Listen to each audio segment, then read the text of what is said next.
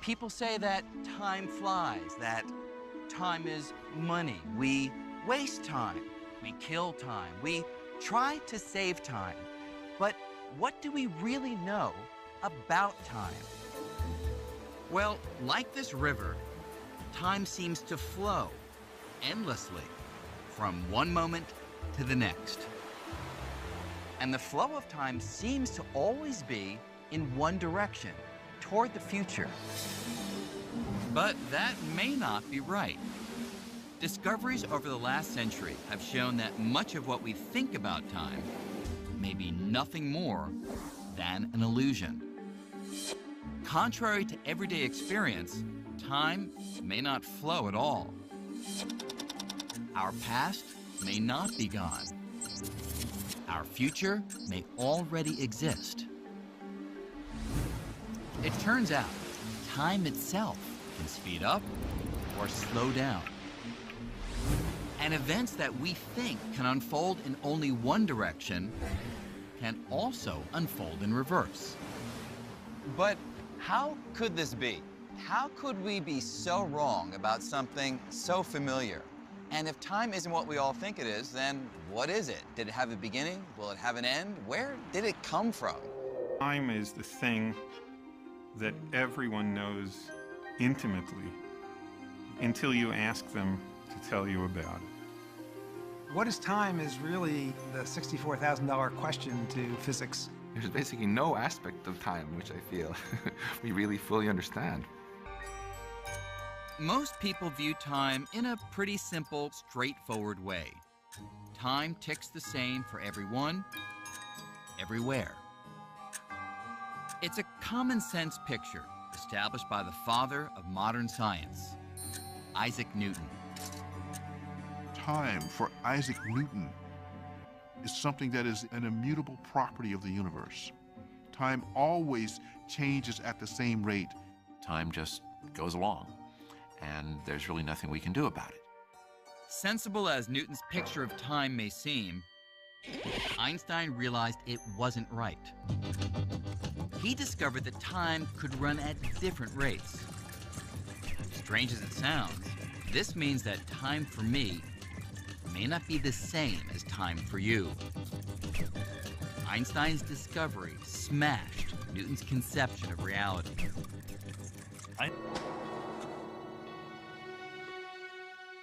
In our day-to-day lives, we experience time as a continuous flow.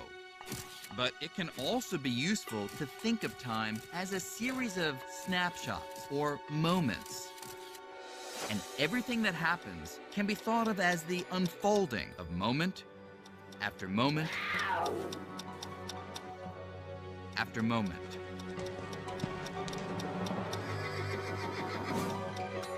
And if we picture all moments or snapshots lined up, every moment here on Earth, every moment of Earth orbiting the sun, and every moment throughout the entire universe, we would see every event that has ever happened or will ever happen. Every location in space and each and every moment in time.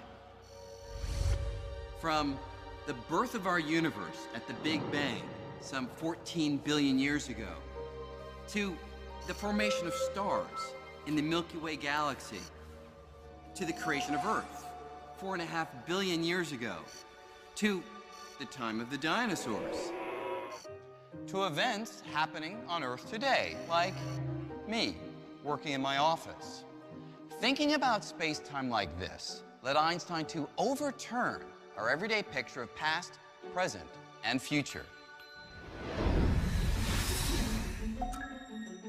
To get a feel for this, you have to think about the seemingly simple concept of now. For me, a list of things that I consider to be happening right now might include the tick of noon on my office clock, my cat just now jumping from the windowsill, things happening far away, like a pigeon in Venice taking flight at this very moment, a meteor just now hitting the moon, explosion of a star at the far reaches of the universe. These and all other events that I think are happening at the same moment in time, but in different regions of our universe, make up what I intuitively think of as now. You can picture them as lying on a single slice of space-time. Let's call it a now slice. Common sense would say that you and I and everyone else will agree on what's happening or what exists right now, moment after moment after moment. That is, we would all agree on what lies on a given now slice. But Einstein showed that, strangely, when you take motion into account, this common sense picture of time goes out the window.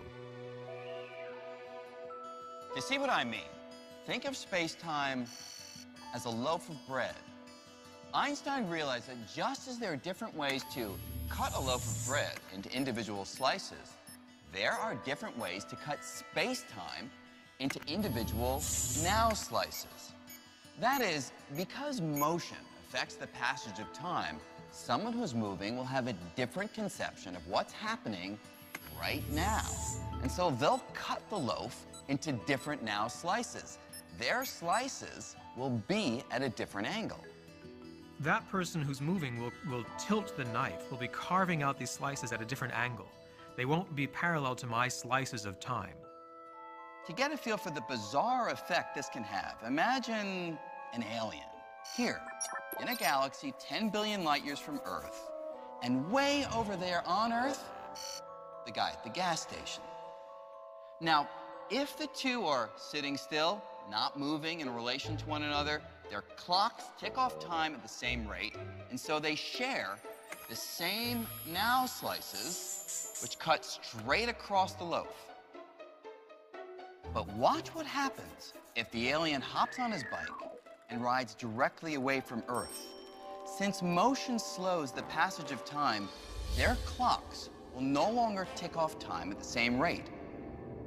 And if their clocks no longer agree, their now slices will no longer agree either. The alien's now slice cuts through the loaf differently. It's angled toward the past. Since the alien is biking at a leisurely pace, his slice is angled to the past by only a minuscule amount. But across such a vast distance, that tiny angle results in a huge difference in time. So what the alien would find on his angled now slice, what he considers as happening right now on Earth, no longer includes our friend at the gas station or even 40 years earlier when our friend was a baby. Amazingly, the alien's now slice has swept back through 200 years of Earth history and now includes events that we consider part of the distant past, like Beethoven finishing the Fifth Symphony. Even at a relatively slow speed, we can have actually tremendous disagreements on our labeling of now, what happens at the same time, if we're spread out far enough in space. And if that's not strange enough, the direction you move makes a difference too. Watch what happens when the alien turns around and bikes toward Earth. The alien's new now slice is angled toward the future. And so it includes events that won't happen on Earth for 200 years. Perhaps our friend's great-great-great-granddaughter teleporting from Paris to New York. Once we know that your now can be what I consider the past, or your now can be what I consider the future, and your now is every bit as valid as my now, then we learn that the past must be real. The future must be real. They could be your now. That means past, present, future, all equally real. They all exist. If you believe the laws of physics, there's just as much reality to the future and the past as there is to the present moment. The past is not gone, and the future isn't non-existent. Past, the future, and the present are all existing in exactly the same way. Just as we think of all of space as being out there, we should think of all of time as being out there too. Everything that has ever happened or will happen, it all exists. The distinction between past, present, and future, he once said, is only an illusion. However,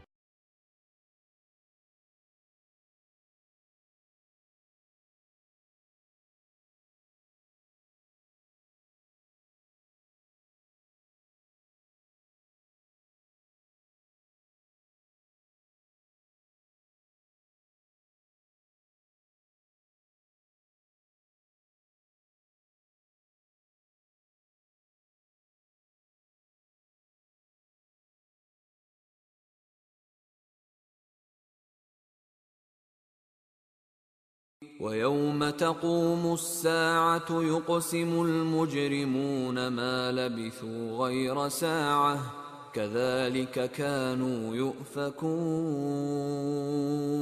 تعرج الملائكة والروح إليه في يوم كان مقداره 50,000 سنة وإن يوما عند ربك كألف سنة مما تعدون يدبر الأمر من السماء إلى الأرض ثم يعرج إليه في يوم كان مقداره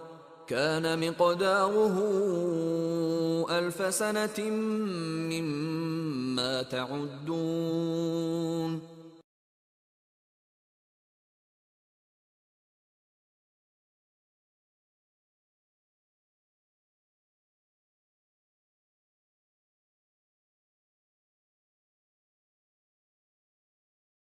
ووضع الكتاب فترى المجرمين مشفقين مما فيه ويقولون يا ويلتنا ما لهذا الكتاب لا يغادر صغيرة ولا كبيرة إلا أحصاها ووجدوا ما عملوا حاضرا ولا يظلم ربك أحدا سنريهم آياتنا في الآفاق وفي أنفسهم حتى يتبين لهم أنه الحق أولم يكف بربك أنه على كل شيء شهيد